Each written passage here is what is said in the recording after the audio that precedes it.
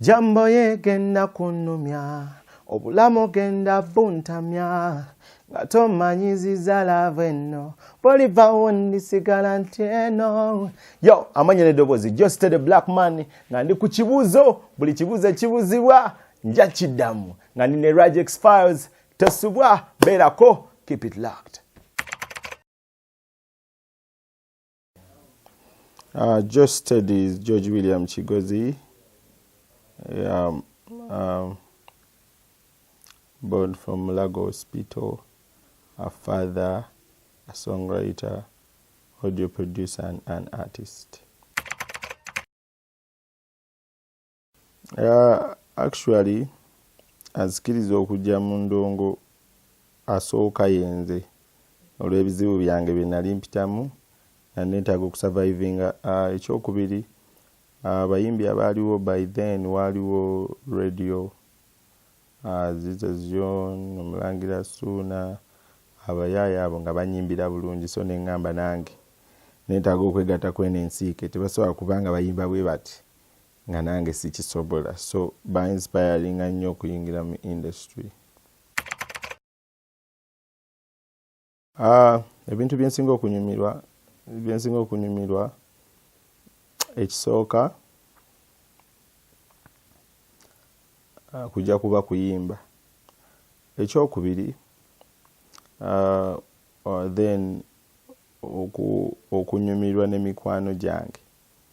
Tugenzeeko out, tulinayo kapate, tukoze eki, kinyumira nnyo. Ekirala, abakyala banyumira nnyo okubalaba awo.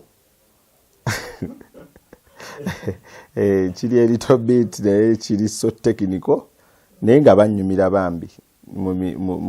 N'okubalaba obulabi nga bali awo, bali mu ddembe, balina emirembe gyabwe, nakyo kinyumira. Kwegamba everything about women. Ekintu ekirala ekinyumira is when nga nfunamu omulimu gwenkola.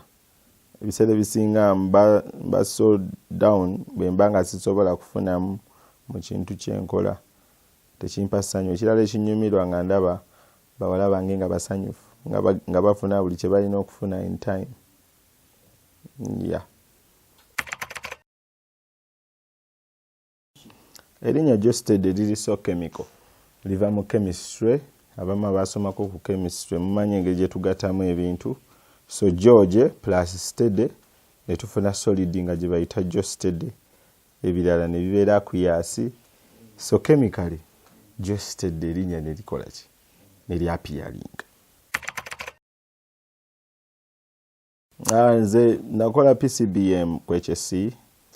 Nali muntu nnyayagala ebintu bya sciences, so nabyagalanga nnyo. That is why nali njagala okubeera medical doctor or surgeon. Naye ebintu ne bitandinga this way where I'm so happy. Sejjusa ninga nakola sciences. Outside music mbeera businessman.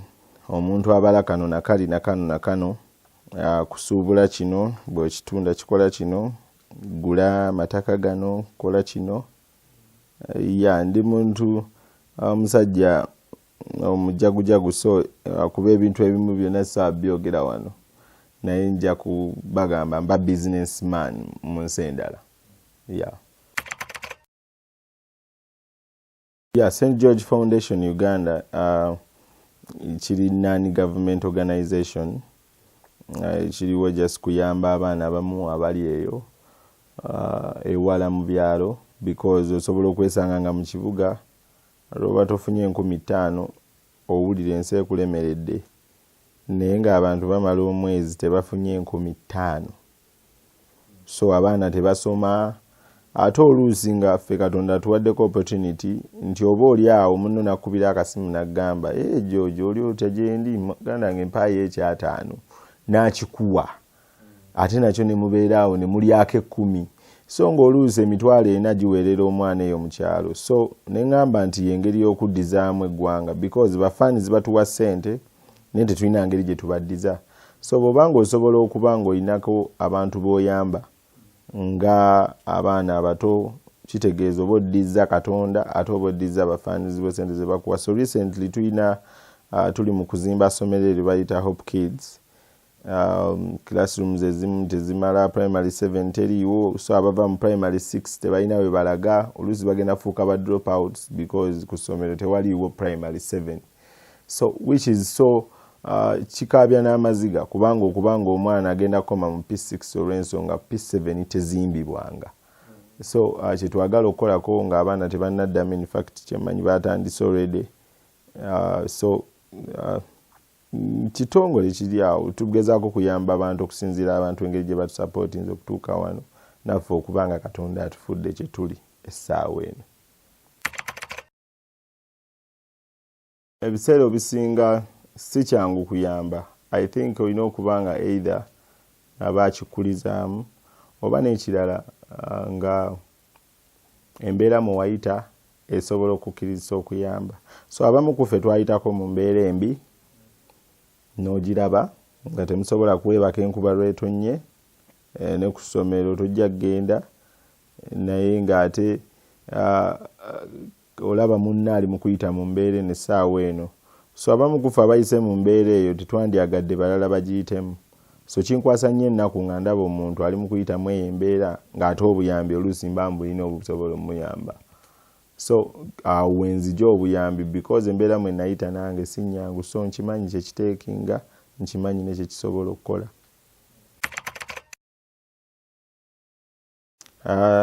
Nze kennyini nze neezuulira talent ng'oggyeko ndowooza abasomesa ku ssomero gye nali nsomera, kubanga banyiganyiganga nnyo ojja kuyimba ne bwe ndwala nga balina okuntwala ku concerts ezo bagamba alina okubaako. So nange ne ntandika okukkiriza nti nsobola okuba nga ndi kintu kirala nnyo mu talent y'okuyimba. Akayimba kange akasooka nakalikodingira mu vaaka ya senior 6. Akayimba ako baali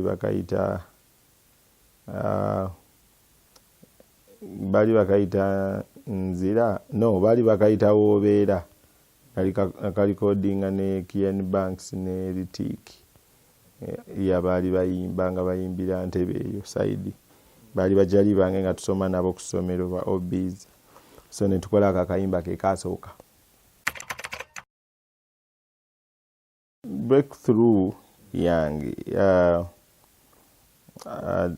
yali ku Viola because ebiseera ebisinga awali omukka tewabula muliro. So we wakyasinze okuba challenges ennyingi, we wakyasinze okuba ne impact ennene mu bulamu bwange, kugamba awo abantu bwe batandika otegeerera nti bwe tuba tubadde tuzannya n'omusajja ono twandibanga tusaaga ono omwana tayimbye woowe.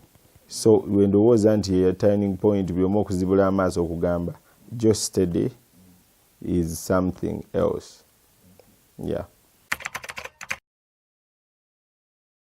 Eri Wamala yali musajja annyimbira obulungi kubanga muzeeyi yakubanga obuyimba bw'ewaka.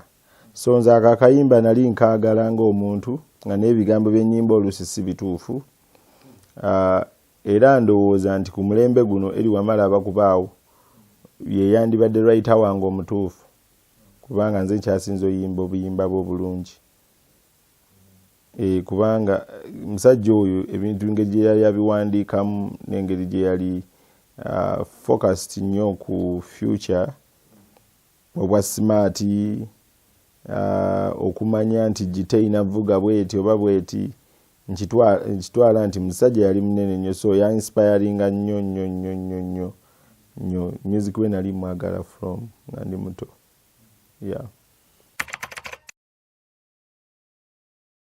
Nzadde wange gyali omusajja omukadde, mukyala ye yafa. I think that was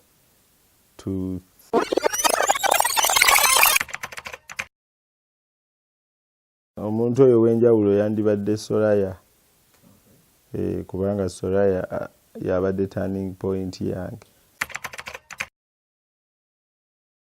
Soraya mwana wange yasooka because without her nandibadde sikola nnyo kubeera na bye nnina saawa eno naye akupushinga buli bwakomawo n'omuwulira nga oluzungu alwongeddeko dictionary agyongeddeko byayogera n'otandika okweraliikirira nti ne fees olina ozikola ki so n'omanya nti n'omwana owange nandyagadde kale okusinziira ku mbeera gya essomero lyalina okusomeramu because it is so expensive olina okukola ennyo olabe nga cash flow facilitation egenda ku ye tekoma ate kutandika kwejjusa ate omuntu temuka n'akasomero so I think ye muntu akyasinze okumpushinga to work hard last year.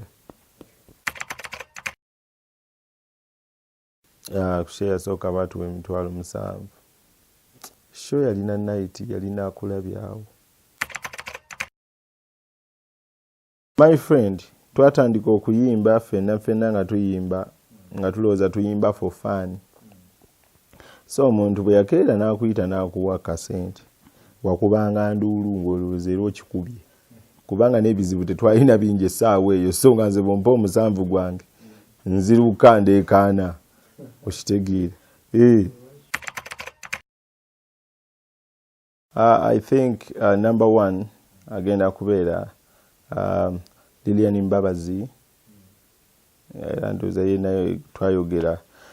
Omuyimbi owokubiri asobola kuba Nava Gray. Omuyimbi owokusatu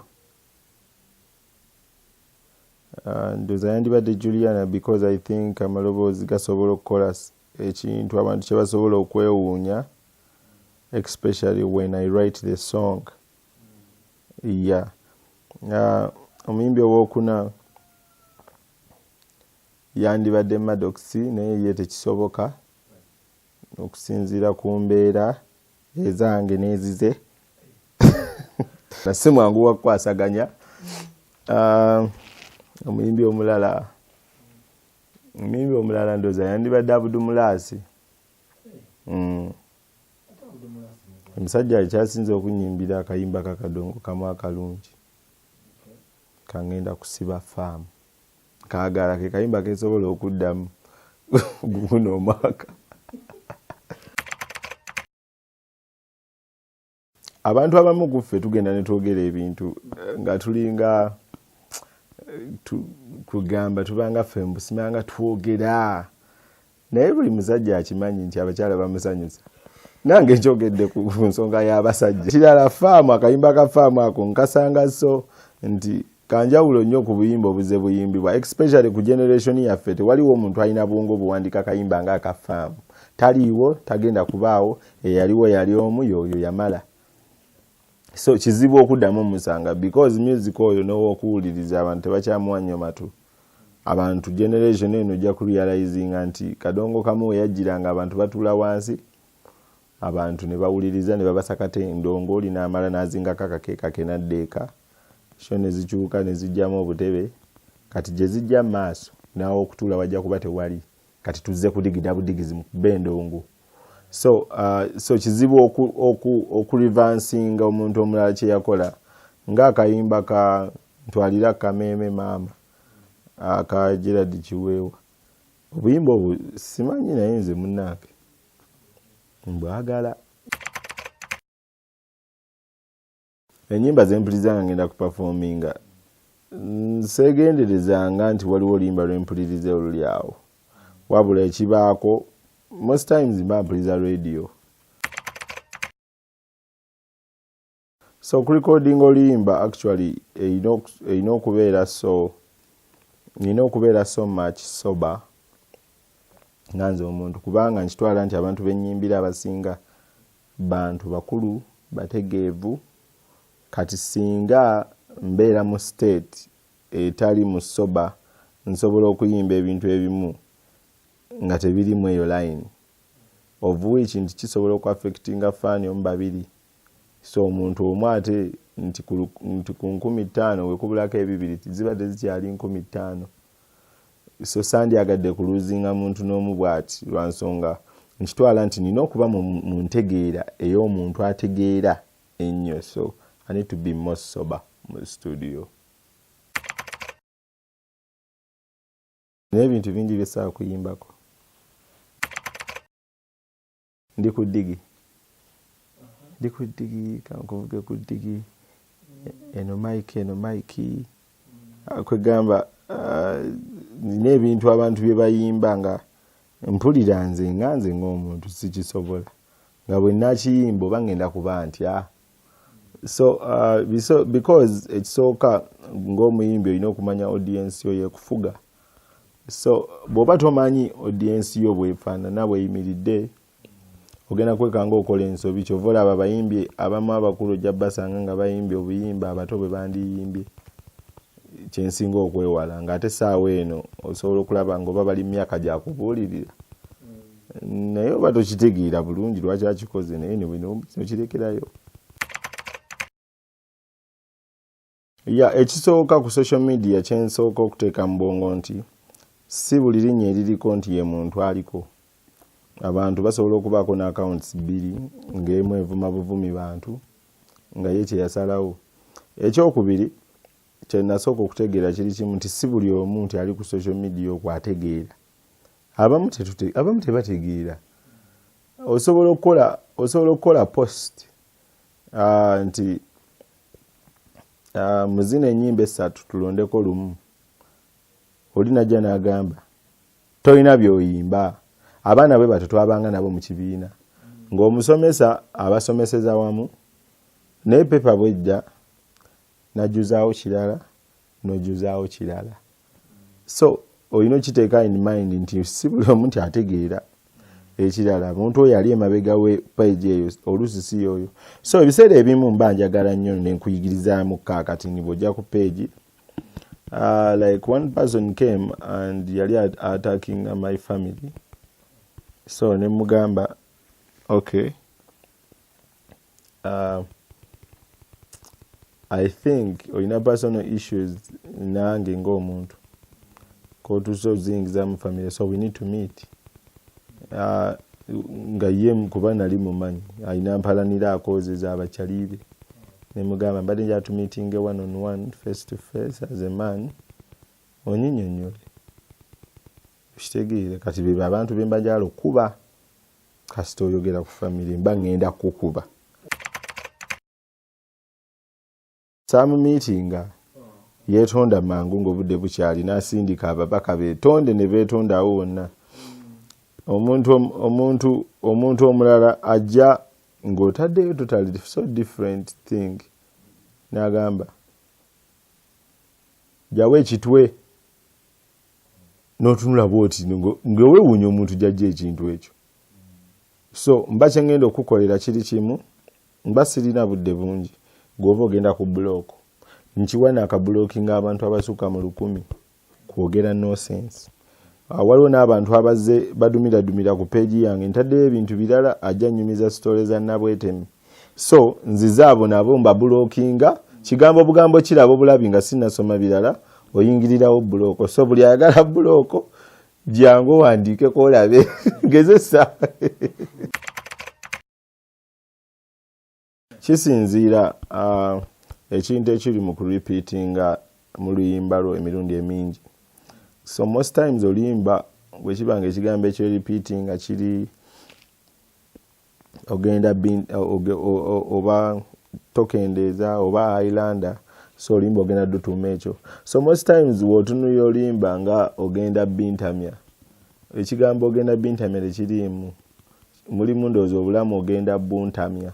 Temulimu ogenda bintamya. So omulamwa bw'otunuulira oluyimba lwonna nga Gaaya ayimba alaga situation eno egenda mutamya ebintu.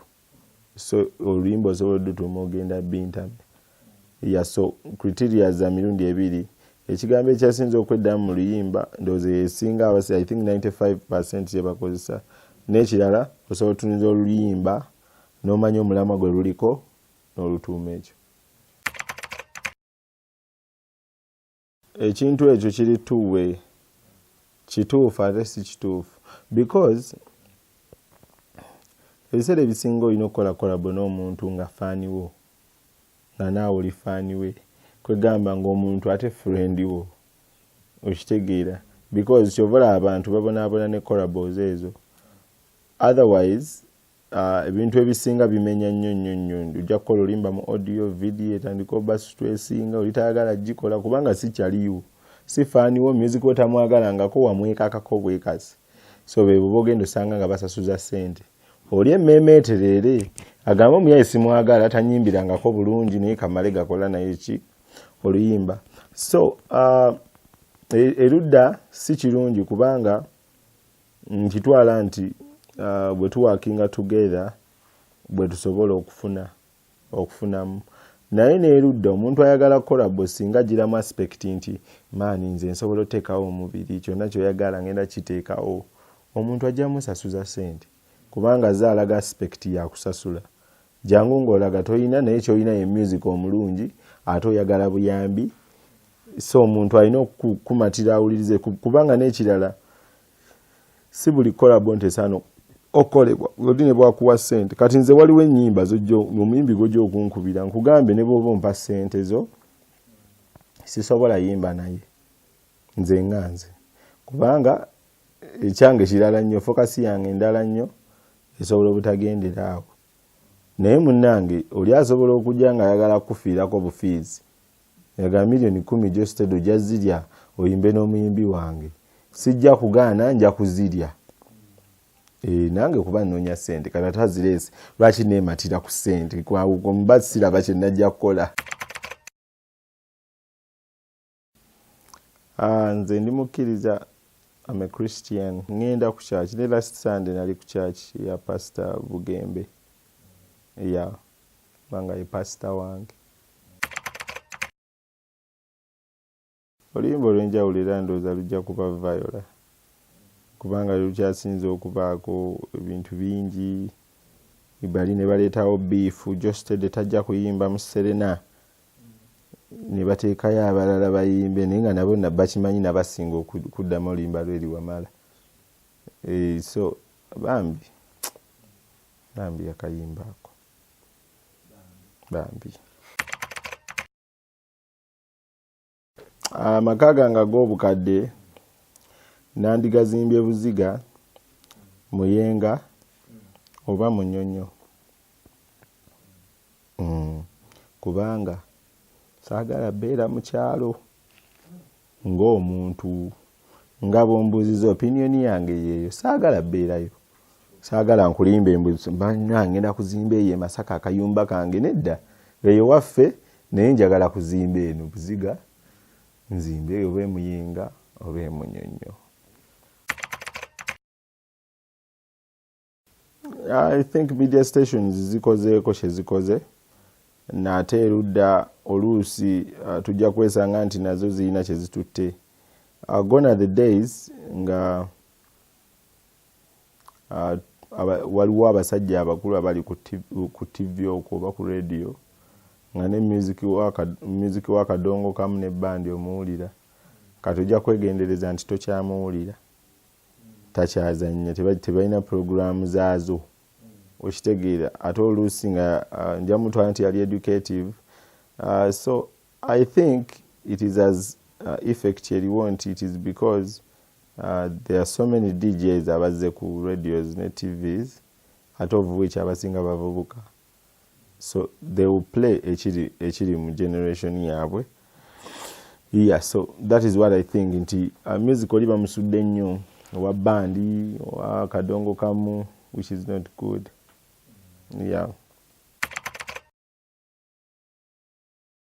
kintu kimwe ekyandisoose okukolebwa ye copyright because watali copyright abayimbi bagenda kufa baavu bonna tubakolere car wash kubanga abasinga tebalowooze ne business manner so ojja kwesanga nga bamanyi okulikodinga oluyimba kukola video bagende bapromotinge baddeeka beebake bagende bayimbe baddeeke baddemu rutini yemu ugenda mu studio yimba kola video genda promotinga genda ku show deeka kola oluyimba baddemu eyo rutini kubanga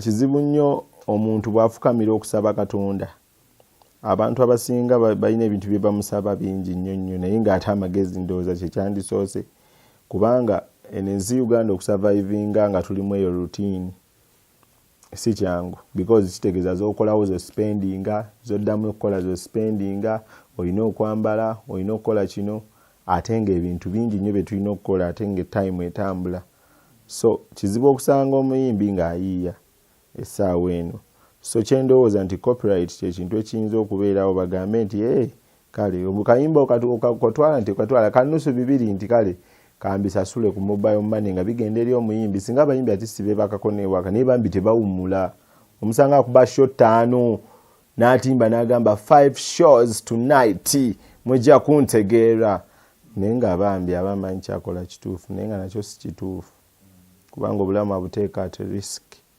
eyo speed omuntu gy'alina okuvugirako show zonna ziri mu kiro kyekimu waliwo ezimu ezikwatagana ne time nga teziri far apart so copyright is the way to go. Ndowooza sisasulwa kimala naye ndowooza nsasulwa ekimala okusinziira ku Uganda bweyimiridde. So abazadde balina ebintu bye baagala tubeere oluusi nga basobola obyafoodinga oluusi nga tebasobola byafoodinga oluusi nga basobola byafoodinga mu mpola. So abasobola byafoodinga it is okay naye if you can't afford nga ngenda kumenyekera wakati awo I'm not willing to go on nange ng'omuntu nina okurealizinga what so nakiraba and my dad yali mulwadde kino kiri bwe kiti bano abato beetaaga okusoma so I saw kyeyali ayagala mbeere he couldn't afford at that time and I couldn't wait because I was growing into a man na neetaaga okwekolerera so I chose what I wanted to be nendeka kye baali baagala mbeere. Muyimbi ali eyo ng'ondaba bulungi nnyo bw'oti bwe nti si bwe nali kintu kimu ekisooka olina okusooka okumanya nti togenda kutandikirawo ofaanane Josted whether you want it or not tosobola it is like n'omuntu eyaze ku scene you can't be like me okujjako nga endowooza yange eri low which I oppose endowooza yange eri too high although ebiseera ebisinga I act humble and a little bit nefula nnyo fala most times naye nga kabadi kange kenateekawo naye kwegamba bw'ojja ku scene olina okurealizinga nti omuntu olina okubeera wali tasobola kubanga musiru omugagga oyo okubanga alina ssente tewali mugagga asobola kuba na ssente nga fala kaabe nga ayogera biki oba nga aba alina bungi obukola ssente. Ekisooka kkiririza mu Katonda yasooka bw'oba tokkiriza mu Katonda bw'oba okkiriza mu byawongo okkiriza mu byawongo ate togattagatta togatta Katonda ate ogatte ne bino londako side egi mukijja kukolera.